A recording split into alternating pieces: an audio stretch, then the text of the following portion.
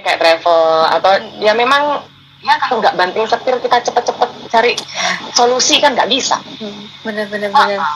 Tapi gimana Kak untuk open trip sekarang udah mulai berkembang apa gimana atau masih stuck?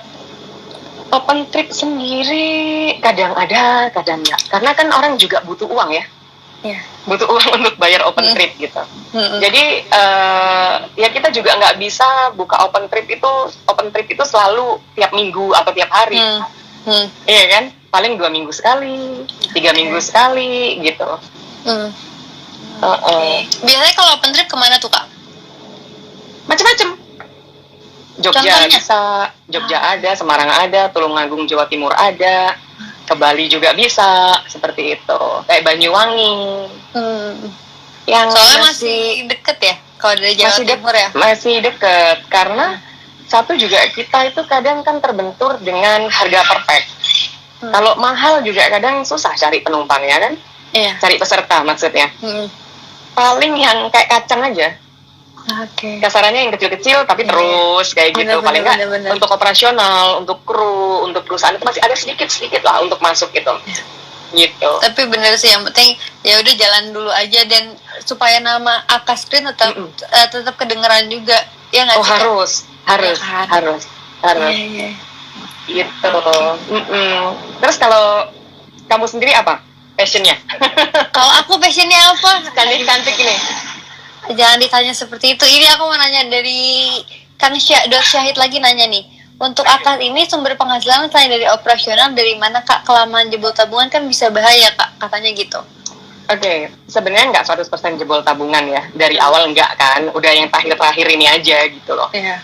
Kita ada beberapa bisnis yang nggak bisa saya juga share. Tapi intinya masih ada pemasukan dari kanan kiri supaya nggak terlalu bolong di tabungan itu aja. Bener, nggak terlalu boncos lah ya. Oke. Jadi tetap masih ada dari beberapa bisnis lainnya ya? Alhamdulillah masih bisa tercover. Oke. Ini dari Aksalfan. Aksa Green dipegang Kak April sama adiknya siapa? Apa ada saudara lain Kak? Nggak, cuman kita berdua. Oke, adiknya siapa nih Kak? Iya. Yang megang? Ada, Butria. Itu di manajemen tapi. Jadi di balik layar. Dia di kantor ya?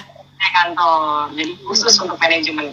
Saya sendiri di operasional. Oke, berarti benar-benar cewek-cewek yang bisa. Kenapa? Yang megang berarti benar-benar cewek-cewek semua ya? Iya, cewek-cewek semua. Oke. Wow, keren banget ya. Yes. Aku tidak ngebayangin kalau di lapangan Kak April seseram apa. Aduh, enggak sih, kalau serem-serem banget enggak. Cuman mungkin kalau orang bilang tegas ya. Tegas. Jadi memang di dunia kayak gini, kita di bidang ini kan harus tegas. Benar-benar harus tegas, karena kalau nggak ngebawa diri kita sebagai cewek yang tegas, nanti yang ada malah gampang ngerasanya banyak yang kayak gampang ini mah diajakin ngobrol, digodain juga bisa. Benar nggak sih Kak? Itu balik lagi kalau ke operasional, kalau saya boleh bilang tuh harus ada karakter. Kalau jiwa kamu nggak di situ di lapangan, contoh makanya saya bilang ada adik saya namanya Mbak Tria, itu kenapa beliau ini di manajemen? Karena jiwanya mentalnya nggak di operasional. Oke.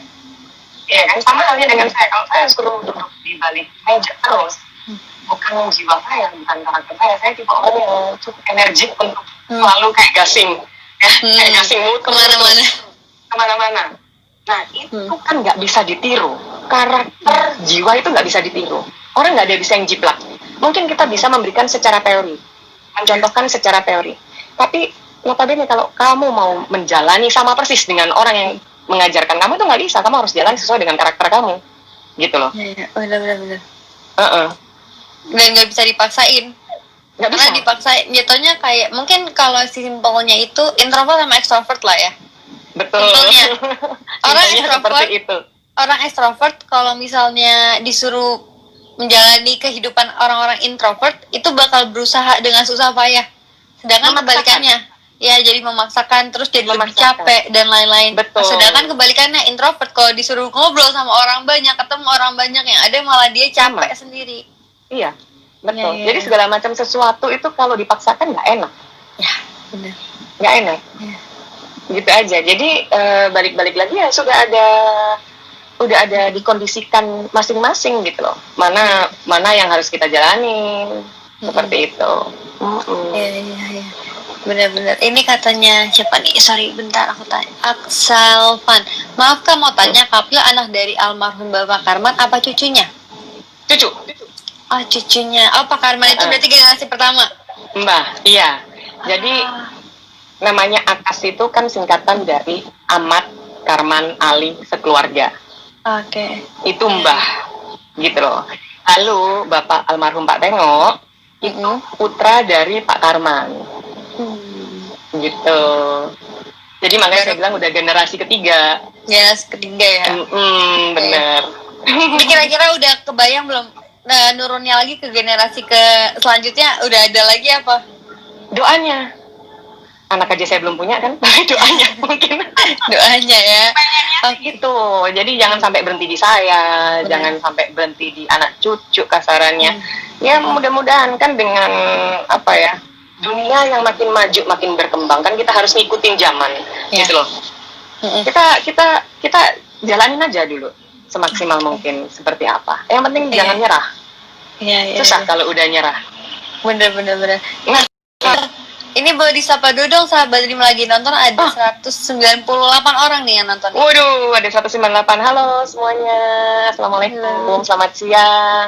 Terima kasih nih udah nonton live IG-nya saya sama dream.co.id. Betul? Bener. Semoga sehat semuanya ya. Jadi didengerin sampai selesai nih, sampai jam 2 kan kita? Jam 2, iya bener jam 2. Thank you. Iya. Nah Kak, tadi kan Kak Apil harus ngikutin zaman juga. Nah orang tua, ini kan berarti udah ya turun-temurun dari tahun 60 lah, aku bilangnya 59. Itu kan dulu pasti belum ada tuh yang namanya handphone, digital dan lain-lain, website dan lain-lain.